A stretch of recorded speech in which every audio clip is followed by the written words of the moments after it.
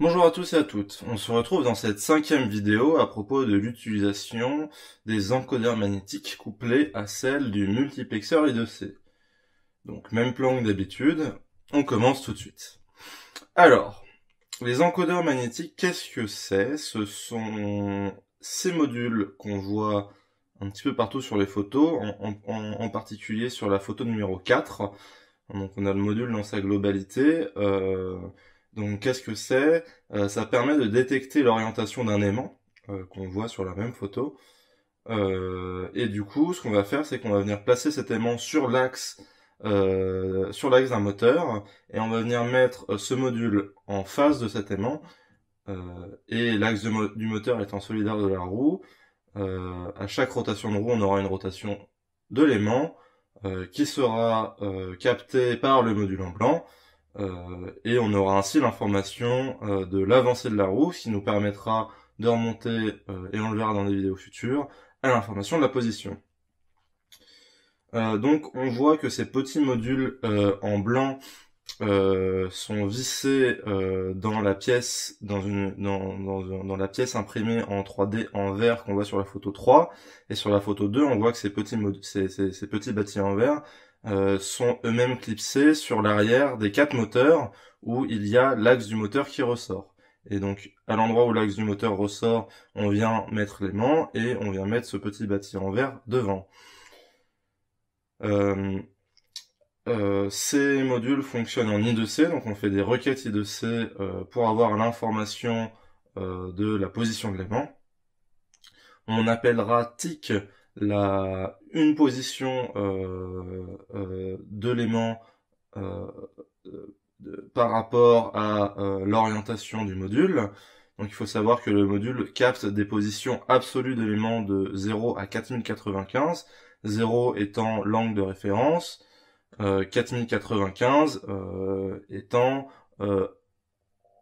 un tic de moins que 0, mais dans l'autre sens. Donc si l'angle de référence c'est 0, 180 degrés correspondra à la moitié de 4095, et 4095 correspondra à 359 degrés, ou presque, selon aux conversions près. Bref. Donc on a une résolution d'angle de 1 sur 4095, 1 sur 4096, pardon, euh, et, euh, et on appellera différence de tic la différence entre deux positions de tic. Donc par exemple, si j'étais au tic 130 et que à la lecture d'après je suis au tic 140, je considère qu'il y a 10 tics qui se sont écoulés entre les deux, tout simplement. Voilà pour les mots de vocabulaire. Alors, on a aussi l'utilisation d'un multiplexeur I2C, qui est le module tout à gauche en violet, et qu'on voit aussi sur la photo 2, où on voit différents branchements. On voit le multiplexeur sur un PCB SPCB qui accueille différents branchements. Ce sont en fait les branchements qui viennent des encodeurs magnétiques, et l'alimentation et l'I2C venant du microcontrôleur. Alors ce qui se passe, c'est que les 4 modules qu'on utilise pour les 4 moteurs sont les mêmes, et ils ont la même adresse I2C par défaut. Donc ça pose un problème, c'est que du coup on peut pas, si on les laisse sur la même ligne I2C, s'adresser à eux individuellement. Alors il y a des techniques qui permettent de changer l'adresse I2C, mais généralement ce qui se passe, c'est que le changement de l'adresse I2C est temporaire, et quand on remet le module sous tension, et on se rend compte qu'il a repris l'adresse I2C par défaut. Donc on a la nécessité en fait de pouvoir séparer ces 4 encodeurs magnétiques différemment si on veut pouvoir les adresser différemment et ne pas avoir de conflit sur la ligne I2C. Donc c'est pour ça qu'on utilise un multiplexeur à I2C. Son comportement est assez simple. Donc c'est un périphérique I2C qui prend les données de SDA et de SCL et les recopie dans les channels SD0, SC0 à SD7, SC7 en fonction des différentes trames I2C spécifiques qu'on envoie à ce module. Donc en fait, on peut en envoyant certaines requêtes à ce module, inhiber ou désinhiber certaines sorties I2C, et c'est comme ça qu'on fait pour adresser individuellement les quatre encodeurs magnétiques. On les a branchés sur les emplacements d'I2C de sortie 0 à 3. Donc par exemple, si je veux avoir que un module, le premier, et ben je vais activer SD0 SC0 qui sera donc la copie de SDA et SCL, tandis que SD1, SC1, SD2, SC2, SD3, SC3 ne recompieront pas l'entrée SDA et SCL étant donné que tout est inhibé. Voilà pour le multiplexeur I2C. Donc, il va y avoir deux librairies mises en jeu, une qu'on importe directement, une que on a créée. Donc, on va voir ça tout de suite. Alors, pour importer encodeur magnétique dans le code, bah, on copie-colle la librairie ici et on la met dans le code. Alors, je viens de le faire, elle est juste ici. On peut tout de suite aller voir dans le point H où on a Arduino.h, étant donné qu'on utilise le framework Arduino, on n'oublie pas le pragma once pour n'include qu'une seule fois cette partie de code. On include réglage.h, ça peut servir. Et enfin, on include ça, qui est la librairie utilisée par le multiplexeur I2C, qui celle-ci est importée grâce à cette ligne dans le platform.io.ini qui spécifie qu'on importe cette librairie là. Voilà.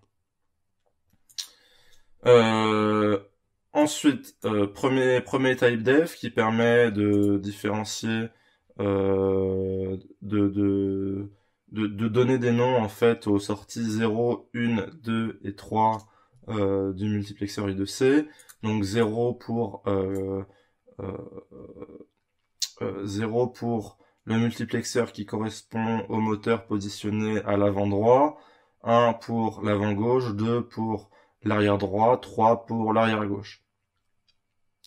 Donc voilà, au niveau de cette classe-là, on a un constructeur qui prend en argument, mais le paramètre est optionnel parce qu'on a un paramètre par défaut à nul. Il prend en paramètre donc une adresse de classe, une adresse d'instance TCA 9548A, ce qui permet de soit donner une instance de la classe en paramètre et celle-ci sera utilisée par la classe, et dans le cas où on met nul, celle-ci sera créée en interne dans la classe, donc on n'aura pas forcément la main mise dessus, mais si on n'en a pas besoin, c'est pas dérangeant. Donc voilà, une fonction qui permet de définir une position de référence, elle n'est pas très utile, on l'utilise pas vraiment. Cette fonction-là, qui est très importante, qui permet d'avoir la différence de tick qui s'est écoulée entre deux appels successifs de cette fonction pour un encodeur magnétique donné, et avec ce paramètre optionnel qui est à true, qui permet de faire du debug. Ça permet de savoir si on utilise le multiplexeur ou pas.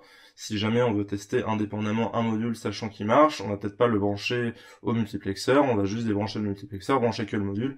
Dans ce cas-là, on met ce paramètre par défaut à false, mais c'est pas forcément très utile. Voilà, cette fonction qui est pas vraiment utilisée, pareil pour celle-là qui est utilisée pour avoir la dernière différence de tick pour une direction spécifiée, donc c'est simplement un getter qui accède à un paramètre. Cette fonction-là qui est pas vraiment utilisée, cette fonction-là qui permet d'afficher certaines informations quand on veut faire du debug, et ensuite des méthodes internes qui sont utilisées. Donc en fait, ce qui se passe, c'est que getDeltaTick fait appel à processDeltaTick. D'ailleurs, on pourrait directement faire appel à processDeltaTick si celle-là n'était pas prévue, étant donné que, bon, on le verra après. ProcessDelta qui permet, on lui donne un argument, un tick, un autre, la direction, et il nous renvoie la différence qui s'est écoulée entre ces deux ticks-là de manière sécurisée et intelligente. Et cette fonction-là qui permet de lire l'information brute du capteur pour une direction, pour un des 4 encodeurs magnétiques. En paramètre, la classe de l'encodeur magnétique, et différents tableaux pour stocker des données, notamment les derniers ticks lus. Donc c'est un tableau, donc par exemple à la case 0, on a le dernier tick lu pour l'encodeur magnétique 0, donc celui qui correspond à la position avant droit, etc. L'as delta, bah pareil, sauf que cette fois-ci, au lieu que ça soit le tic, bah, c'est la dernière différence. L'as derivate qui n'est pas utilisé mais qui pourrait être utilisé, ce serait la différence entre deux deltas successifs. Et enfin miss, qui est un paramètre qui, pour chaque case du tableau, donc bah, par exemple pour la case numéro 1 qui correspond à l'encodeur magnétique avant droit, le nombre d'erreurs estimées de la lecture, on verra un petit, ça en détail juste après, mais en gros, étant donné qu'il y a des erreurs dans la lecture et dans les données qui sont reçues, on a implémenté un petit système de vérification pour être sûr que notre vérification ne pose pas de problème. Si on se rend compte qu'on doit corriger une fois, bah, on incrémente de 1 une des cases du tableau qui correspond à l'encodeur où on pense que ça s'est trompé, et au bout d'un certain nombre d'erreurs, en l'occurrence là ça va être 2, on arrête d'appliquer la correction parce qu'on considère que peut-être qu'on s'est trompé dans notre vérification. On va voir ça juste après, ce sera un petit peu plus clair. Très bien. Donc si je passe au CPP, alors le constructeur, voilà pour le mécanisme qui permet d'utiliser ou non une adresse vers un encodeur magnétique. Dans le cas où il est nul, il est créé en interne. Dans le cas où il est pas, il est recopié. Des initialisations, sachant que bah, pour l'astic de I, on fait directement appel à readangle pour avoir la position des tics par défaut de chacune des cases du tableau, donc chacun des encodeurs magnétiques correspondant aux positions des moteurs.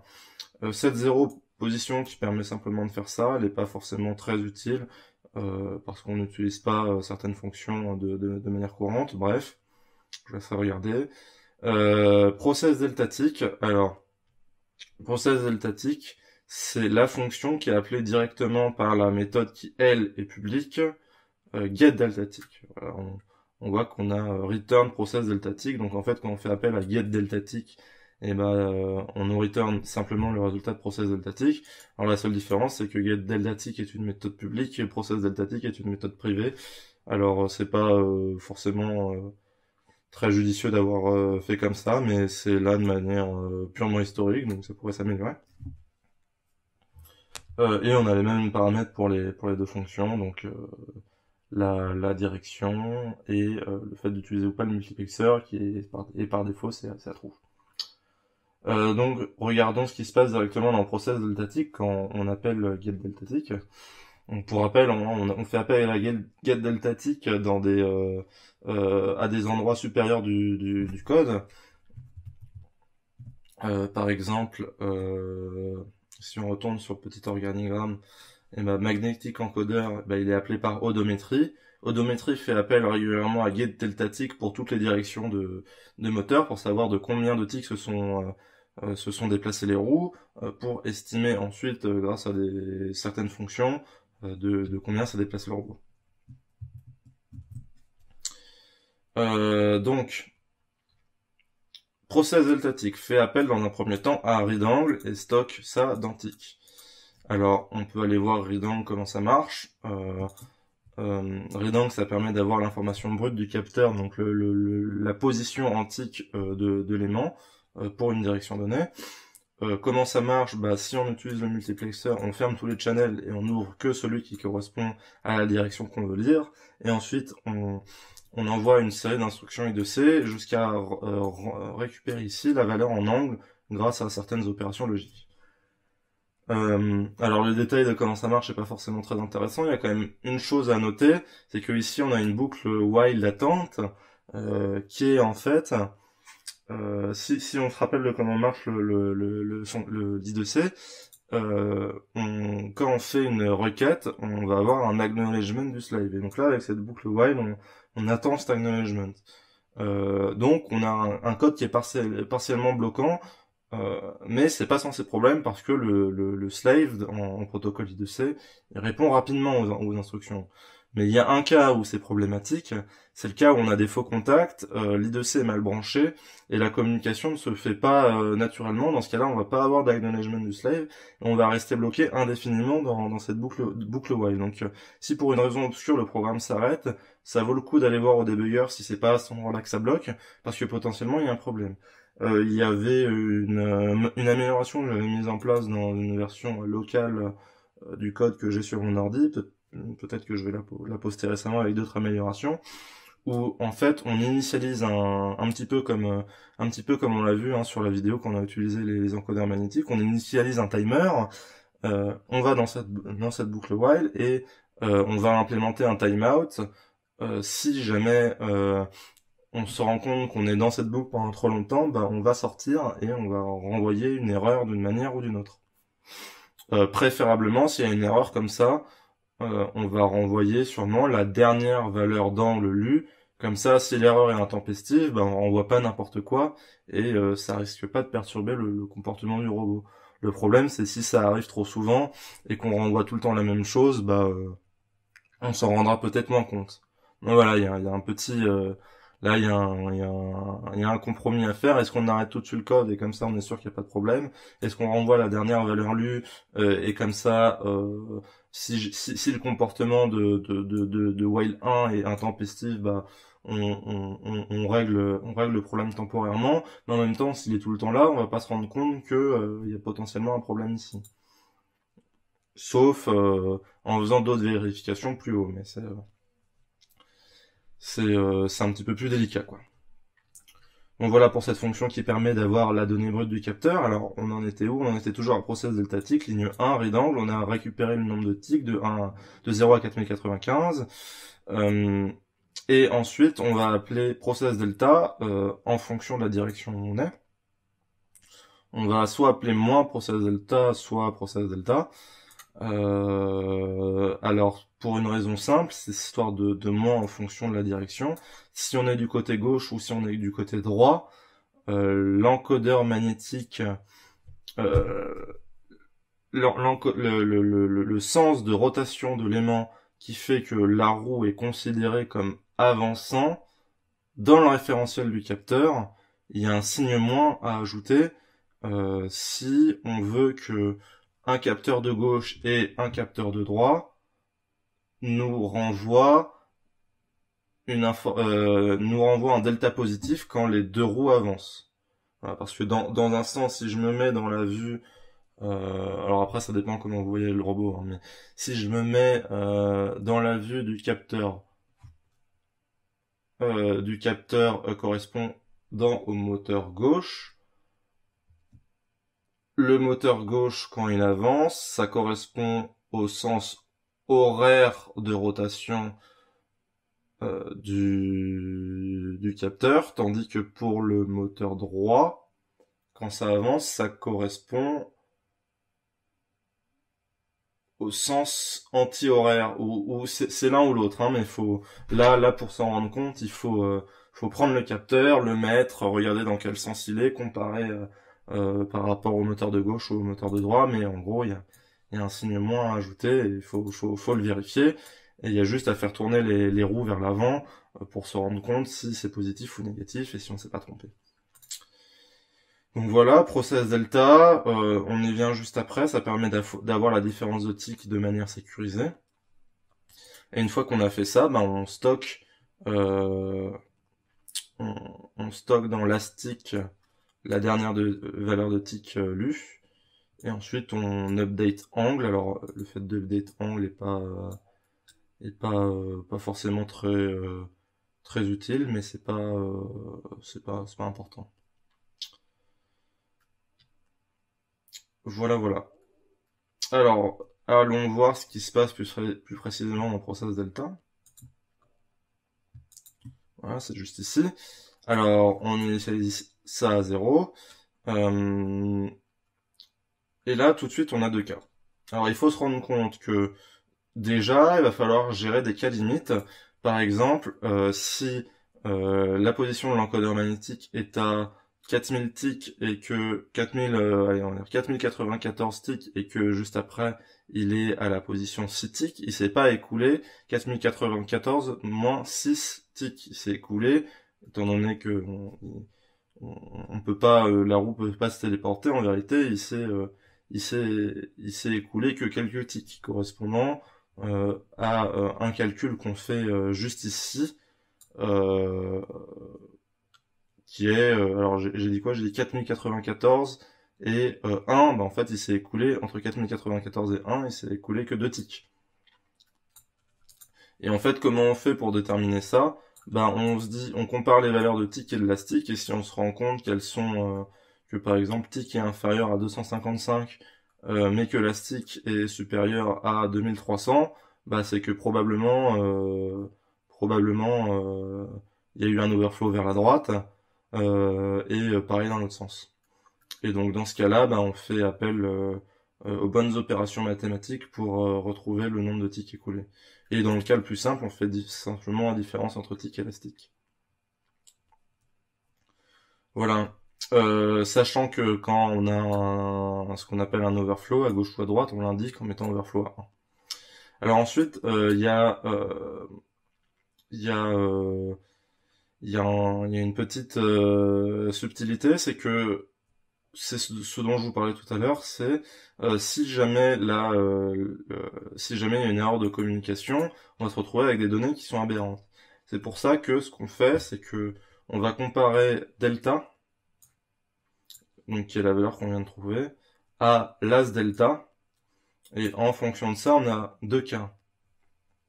Soit delta est trop différent de l'as delta. Dans ce cas-là, on dit delta égale l'as delta, on se pose pas de questions et on incrémente le miss. Ça, c'est le premier cas. Alors, je vous ai dit, il y a deux cas, en fait, il y en a trois.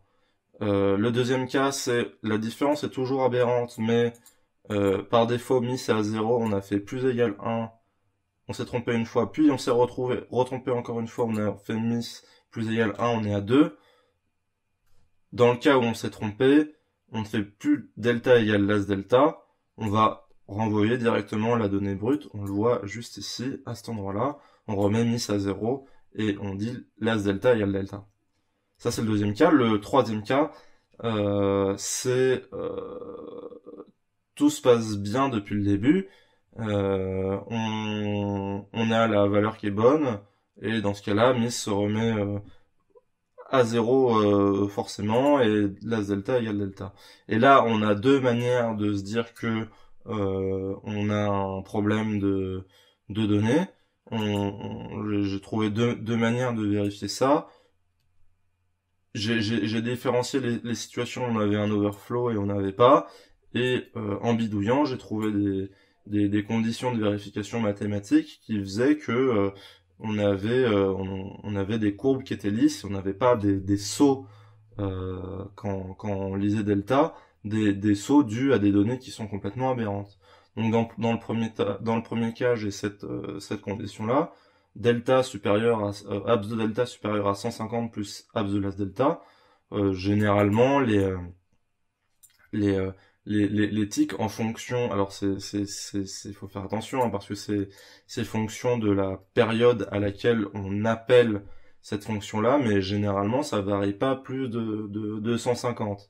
Et ici j'ai ajouté un petit terme correctif qui permet de, si on est sur des vitesses de delta de tic qui sont élevées, bah, d'avoir un coefficient en plus fonction de la dernière valeur lue. Comme ça, si on avait déjà une valeur qui était grande, bah ici la condition elle sera un petit peu moins stricte. Voilà. Et dans le cas où on n'avait pas d'overflow, je faisais simplement la différence en valeur absolue entre delta et l'as delta et je regardais si c'était supérieur à 150. Alors je ne saurais pas vous dire pourquoi au jour d'aujourd'hui j'ai fait ces fonctions mathématiques et ces manières de vérifier là. J'ai simplement mis un graphique que j'ai affiché avec mes différentes données. Je regardais à quoi ça correspondait et si je voyais que mes données étaient aberrantes, bah j'essayais de corriger avec ces fonctions-là et puis au bout d'un moment ça marchait bien. Mais bon, là, l'idée de base, c'est que si delta et las delta sont trop grands, c'est que il y a, il y a potentiellement, un problème de données, quoi. Mais je reviendrai un petit peu juste après hein, sur comment afficher sur un graphique les différentes données. Donc on peut afficher soit delta, soit les dernières valeurs de type lu, mais comment les afficher pour pouvoir redébugger et retrouver des fonctions si jamais ces valeurs ne sont plus correctes pour X ou Y raison, les capteurs ont changé, ils sont moins sujets aux erreurs, plus sujets aux erreurs, ou alors le temps d'appel est différent. Évidemment, hein, si le temps d'appel est plus grand entre deux,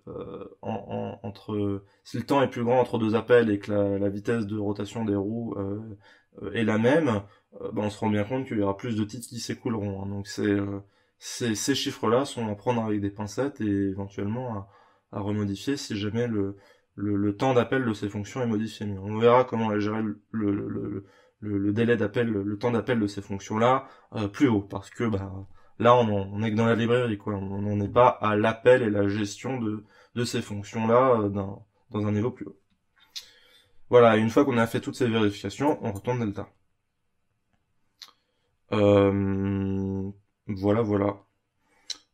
Et ensuite, une fonction qui est intéressante, c'est la fonction debugPrint, qui permet pour toutes les directions, donc de 0 à 3, de print $, valeur lue pour la direction et point virgule. Alors pourquoi $, point virgule? C'est parce que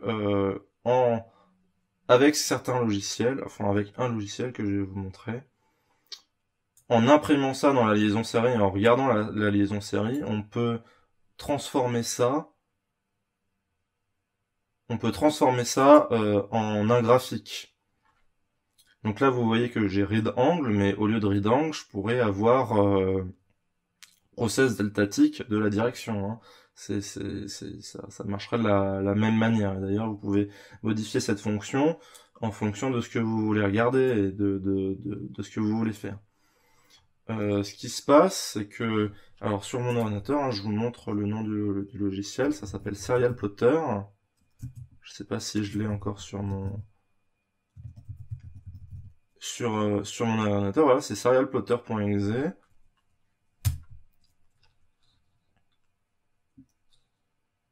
Là, je vous donnerai sûrement le lien dans la direction. Je peux me brancher sur un PowerCom, spécifier le baud rate, etc.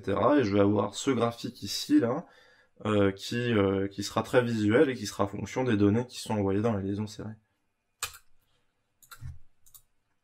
Voilà, voilà. Alors, on en arrive donc à l'utilisation de cette librairie. Donc, on va tout de suite aller dans le main.cpp. On va faire include magneticencoder.h. Voilà, on va créer une instance de la classe magnetic encoder.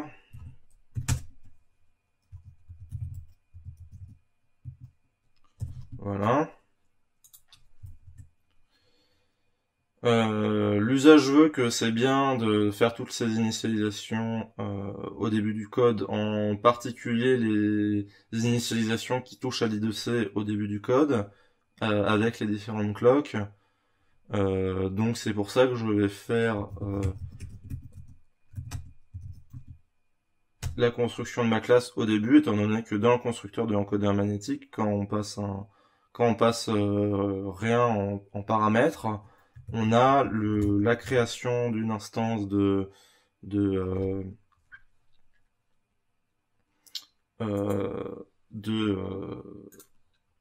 9548A,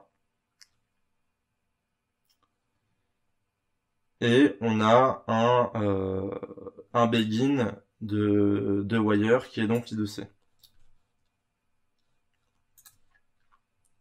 C'est-à-dire que du coup, j'ai pas besoin de faire comme quand j'utilise l'I2C, mais je peux le faire aussi, hein, si c'est un problème. Je peux soit faire wire.begin comme ça, et ça pose pas de problème, soit directement le faire avec cette classe, étant donné qu'elle gère tout. Voilà, donc j'ai créé l'instance de ma classe. Ouais, et ensuite, en même temps que j'avance, bah je, je, en même temps que j'avance, je vais simplement print les différentes valeurs que, les différentes valeurs que je lis dans les encodeurs magnétiques. Donc je vais faire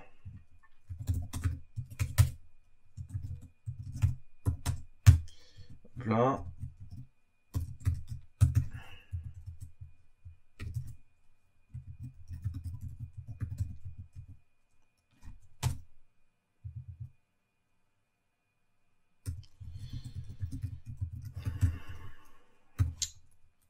Voilà.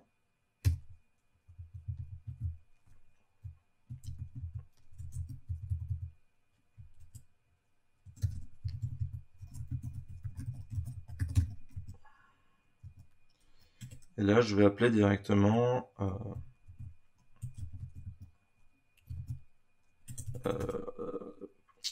encodeur flèche get deltatic.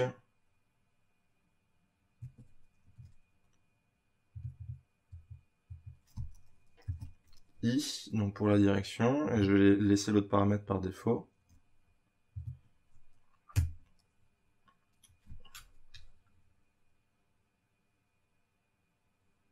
Et I comme c'est un entier mais qui veut une direction, pour pas avoir ce petit souci là, ce petit esperluette là, même si je pense que ça compile sans, je vais le caster en direction pour être sûr qu'il n'y ait pas de problème.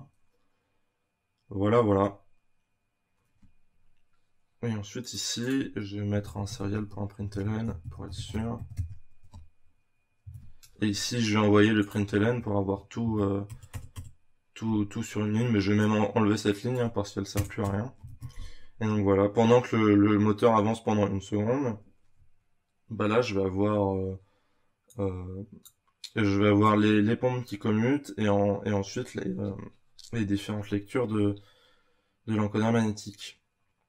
Donc pour se placer dans une situation où cette lecture est euh, fidèle à ce qu'on fait dans le code, on va lire ça, on va effectuer cette lecture-là toutes les 20 millisecondes.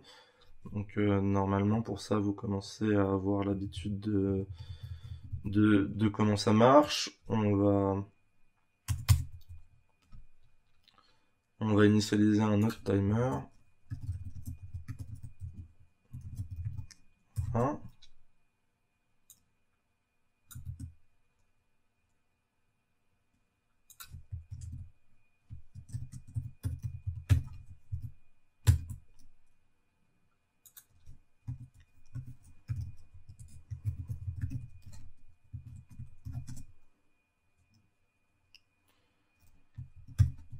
On va appeler ça toutes les 20 millisecondes. If millis supérieur à 20 plus timer enco.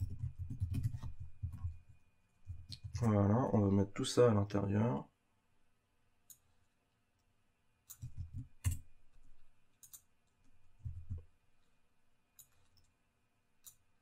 Comme ceci.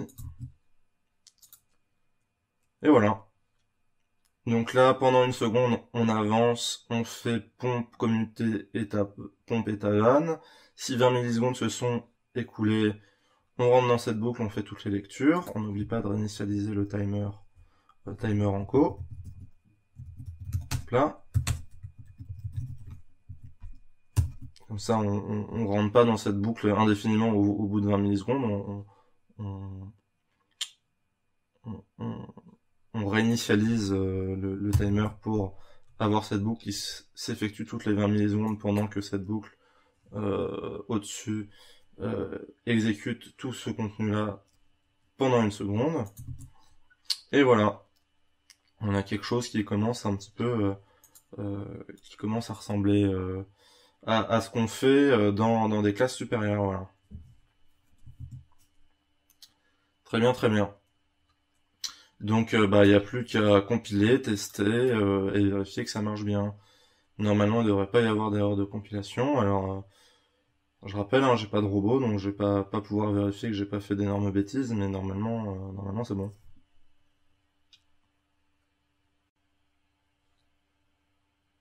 Hop là. Alors là, j'ai une erreur de compilation qui remonte à un autre truc.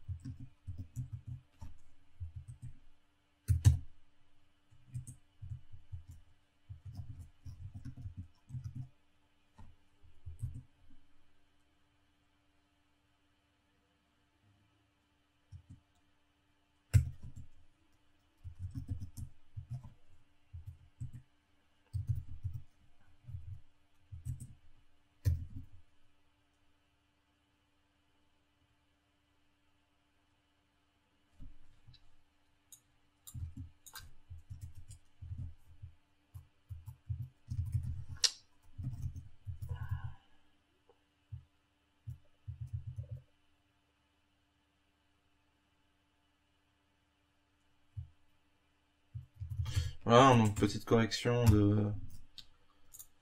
de ce code-là là, qui voulait pas compliquer à cause de conversions un peu obscures. Normalement, ça devrait être bon. C'était pas faute d'avoir compilé hier, hein, mais apparemment,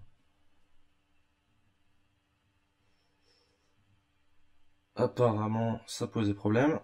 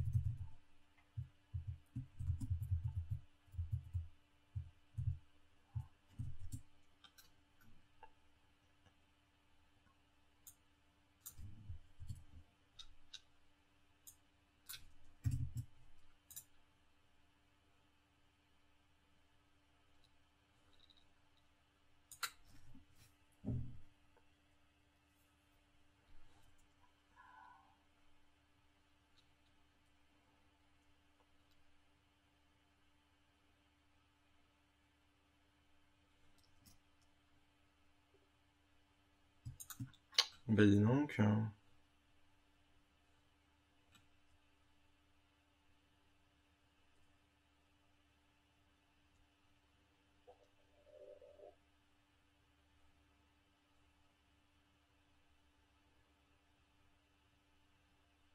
Bah non, mais là, y a pas de problème.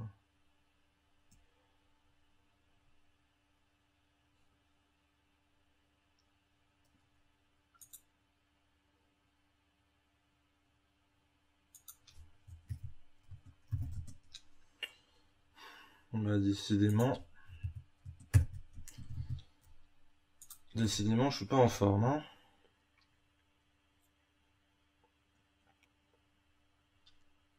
Voilà. Voilà. Oh, bah voilà, très bien. Désolé pour le petit cafouillage. Maintenant, ça devrait être bon. Il y aura plus qu'à tester ça en réel. Et puis voilà, je vous donne rendez-vous dans la prochaine vidéo, qui sera donc